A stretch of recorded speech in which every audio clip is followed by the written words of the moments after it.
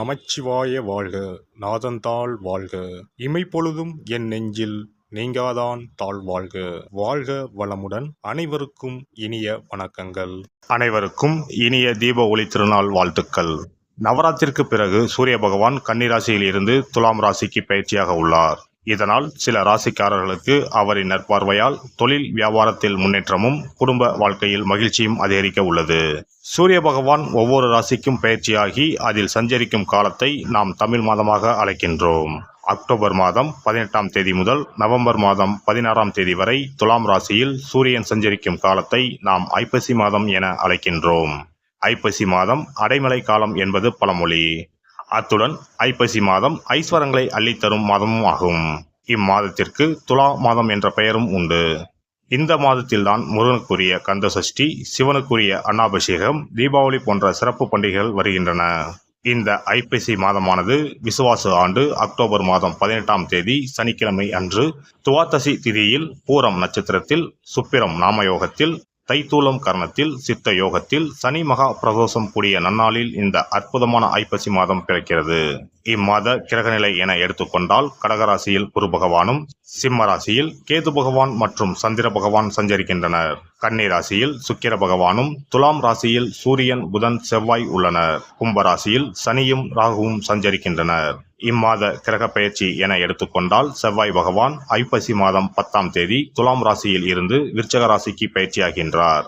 ஐப்பசி மாதம் 17ஆம் தேதி சுக்கிர பகவான் கன்னி ராசியில் இருந்து துலாம் ராசிக்கு பயிற்சியாகின்றார். இந்த கிரகங்களின் அமைப்பு மற்றும் பயிற்சியால் உங்கள் ராசிக்கு இம்மாதம் உண்டாகும் சுப மற்றும் அசுப பலன்கள் என்ன என்பதனையும், அசுப பலன் ஏற்படுமாயின் ராசிக்காரர்கள் செய்ய வேண்டிய பரிகாரம் என்ன, வழிபட வேண்டிய தெய்வம் யார், செல்ல வேண்டிய கோவில் என்ன என்பதனை பற்றி விரிவாக காண்போம்.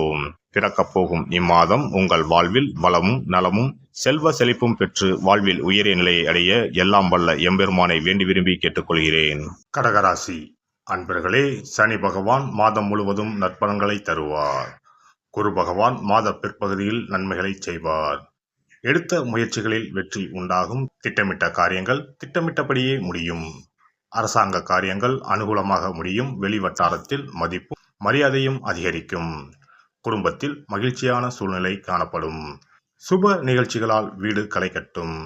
உங்களை தவறாக புரிந்து கொண்டு விலகி சென்ற உறவினர்கள் தங்கள் தவறை உணர்ந்து வழியே வந்து பேசுவார்கள். புதிய நண்பர்களின் அறிமுகமும் அவர்களால் ஆதாயமும் உண்டு. பணப்புழக்கம் அதிகரிக்கும். தந்தையுடன் ஏற்பட்டிருந்த கருத்து வேறுபாடு மறையும். தந்தையிடம் எதிர்பார்த்த உதவி கிடைக்கும். கணவன் மனைவிக்கு இடையே சிறு அளவில் கருத்து வேறுபாடு ஏற்பட்டாலும் உடனே சரியாகிவிடும். பிள்ளைகள் வழியில் மகிழ்ச்சி தரும் செய்தி ஒன்று கிடைக்கும். பணிபுரிவோருக்கு அலுவலகத்தில் பணிச்சுமை அதிகரிப்பதால் நேரங்காலம் பார்க்காமல் உழைக்க வேண்டி வரும்.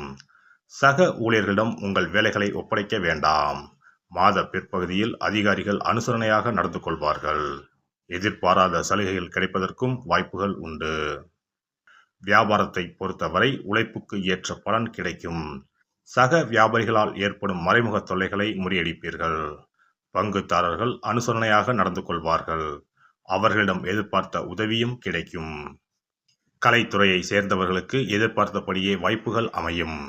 சக கலைஞர்கள் அனுசரணையாக நடந்து கொள்வார்கள். பணப்புழக்கம் அதிகரிக்கும். மூத்த கலைஞர்களின் வழிகாட்டுதல் பயன் தருவதாக இருக்கும். மாணவர்களுக்கு மாதத்தின் முற்பகுதியில் பாடங்களில் ஆர்வம் குறைந்து காணப்படும். அடிக்கடி குழப்பம் ஏற்பட்டு நீங்கும். ஆசிரியரின் ஆலோசனையை கேட்பது நல்லது. மாத பிற்பகுதியில் படிப்பில் ஆர்வம் அதிகரிக்கும். தேர்வுகளில் அதிக மதிப்பெண் பெறுவீர்கள். குடும்பத்தை நிர்வகிக்கும் பெண்களுக்கு மன நிம்மதி தரும் மாதமாக இது அமையும். ஆனால் மற்றவர்களுடன் பேசும்போது பொறுமையை கடைபிடிக்கவும். குடும்பத்தினர் அனுசரணையாக இருப்பார்கள். வேலைக்கு செல்லும் பெண்களுக்கு அலுவலக சூழ்நிலை மகிழ்ச்சி தருவதாக இருக்கும். எதிர்பார்த்த சலுகைகள் கிடைக்கும். திங்கட்கிழமை தோறும் திருஞான சம்பந்தரின் வேயூரு தோழிப்பங்கன் என்று தொடங்கும் கோளாறு பதிகத்தை பாராயணம் செய்யவும். திங்கள் கிழமைகளில் சிவபெருமானுக்கு வில்வத்தால் அர்ச்சனை செய்வதும், அஷ்டமி அன்று பைரவருக்கு நெய் தீபம் ஏற்றுவதும் நன்மையை தரும். ஒரு முறையாவது குலதெய்வத்தையும் இஷ்ட தெய்வத்தையும் ஒரே நாளில் சென்று தரிசித்து வாருங்கள். கடன் பிரச்சனைகள் தீரும். குடும்பத்தில் மகிழ்ச்சி நிலவும். மன நிம்மதி உண்டாகும். சிறப்பு தொகுப்பு. ஐப்பசி மாதத்தில் என்ன வழிபாடு செய்தால் குறையாத செல்வம் சேரும் என்பதனை பற்றி காண்போம். தமிழ் மாதங்களில் 7வது மாதமாக வரும் ஐப்பசி மாதம் பாவங்களை போக்கி புண்ணியங்களை பெருக்கிக் கொள்வதற்கான மாதங்களின் துவக்க மாதமாக கருதப்படுகிறது. ஐப்பசி மாதத்தில் என்னென்ன வழிபாடுகள் செய்வதால் வீட்டில் குறைவில்லாத செல்வம் சேர்ந்து கொண்டே இருக்கும், கடன் பிரச்சனைகளில் இருந்து வெளியே வருவதற்கு வழி கிடைக்கும், என்னென்ன காரியங்கள் செய்தால் வீட்டில் நன்மைகள் பெருகிக் கொண்டே இருக்கும் என்பதனை பற்றி காணலாம். ஐப்பசி மாதம் என்பது மழைக்காலத்தின் துவக்க மாதமாகும். சூரிய பகவான் துலாம் ராசியில் சஞ்சரிக்கக்கூடிய மாதம் என்பதால் இதனை துலாம் மாதம் என்றும் சொல்லுவதுண்டு. தமிழ் மாதங்களில் ஐப்பசி மாதம் என்பது ஐஸ்வர்யங்களையும் கேட்ட வரங்களையும் அள்ளி கொடுக்கக்கூடிய மாதமாக அமைகிறது. குறிப்பாக வீட்டில் செல்வ செழிப்பு குறையாமல் சேர்ந்து கொண்டே இருப்பதற்கு மகாலட்சுமியின் அருளை பெறுவதற்குரிய மிக முக்கியமான மாதமாக ஐப்பசி மாதம் கருதப்படுகிறது. ஐப்பசி மாதத்தில் செய்யக்கூடிய வழிபாடுகளுக்கு பலன்கள் அதிகம். இந்த துலாம் மாதத்தில் காவிரியில் சென்று புனித நீராடுவது மிகவும் சிறப்பானதாகும். ஐப்பசி மாதத்தில் கங்கை உள்ளிட்ட அனைத்து புனித நதிகளும் தங்களின் சக்தியை புதுப்பித்துக் கொள்ளவும் பாவங்களை போக்கிக் கொள்ளவும் காவிரியில் வந்து ஐக்கியமாகி நீராடி செல்வதாக ஐதீகம். அதனால் இந்த மாதத்தில் காவிரியில் நீராடினால் அனைத்து புனித நதிகளிலும் நீராடிய பலனை பெற முடியும். ஐப்பசி மாதத்தில் சிவபெருமானை வழிபடுவது சிறந்தது. ஐப்பசி மாத பௌர்ணமியில் சிவபெருமானுக்கு அன்னாபிஷேகம் செய்வது வழக்கம்.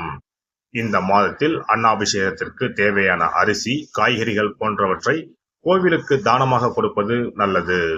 இதனால் வீட்டில் எப்போதும் உணவு பஞ்சம் என்பதே ஏற்படாது. ஒரு அன்னாபிஷேகத்தை தரிசித்தால் கோடி லிங்கங்களை தரிசித்து வழிபட்ட புண்ணிய பலன் கிடைக்கும். அதனால் இந்த மாதத்தில் சிவ வழிபாடு செய்வதும் சிவ கோவில்களுக்கு வேண்டிய உதவிகள் செய்வதும் உளவார பணி செய்வதும் பல மடங்கு அதிகமான புண்ணியத்தை தரும். ஐப்பசி மாதத்தில் வரும் பிரதோஷம் மிகவும் மகத்துவம் வாய்ந்ததாகும். இந்த நாளில் விரதம் இருந்து சிவபெருமானை வழிபட்டால் வேண்டுதல்கள் நிறைவேறும். ஐப்பசி மாதத்தில் காவிரியில் நீராடி துவாதசியில் பெருமாளை தரிசிப்பதால் வீட்டில் தனம் தானியம் பெருகும், குடும்பத்தில் நல்லது நடக்கும், கடன் பிரச்சனைகளில் இருந்து விடுபட முடியும். நாம் வாங்கிய கடன் மட்டுமின்றி பிறவி கடனையும் தீர்க்கும் புண்ணியம் சேரும் மாதம் ஐப்பசி மாதமாகும். ஐப்பசி மாதத்தில் வரும் ஒவ்வொரு வெள்ளிக்கிழமையிலும் மாலையில் வீட்டில் 6 நெய் தீபம் ஏற்றி மகாலட்சுமியை வழிபடுவது சிறந்தது. இதனால் மகாலட்சுமியின் அருள் எப்போதும் நம்முடைய வீட்டில் நிறைந்திருக்கும்.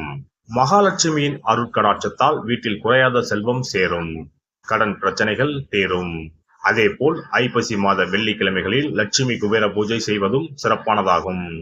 குபேரருக்கு நாணயங்களால் அபிஷேகம் அர்ச்சனை செய்து வழிபடலாம். எல்லாம் வல்ல இறையருளால் நீங்களும் உங்கள் அன்பு குடும்பமும் உடல் நலம், நீலாயுள், நிறை செல்வம், உயர் புகழ், மெய்ஞானம் ஓங்கி வாழ்க வளமுடன். இந்த வீடியோ பதிவு உங்களுக்கு பிடித்திருந்தால் லைக் பண்ணுங்க, கமெண்ட் பண்ணுங்க, ஷேர் பண்ணுங்க, மறக்காம சப்ஸ்கிரைப் பண்ணுங்க, பக்கத்துல இருக்கிற பெல் பட்டனை கிளிக் பண்ணுங்க. நன்றி, வணக்கம். ஓம் நமச்சிவாய, சிவாய நம.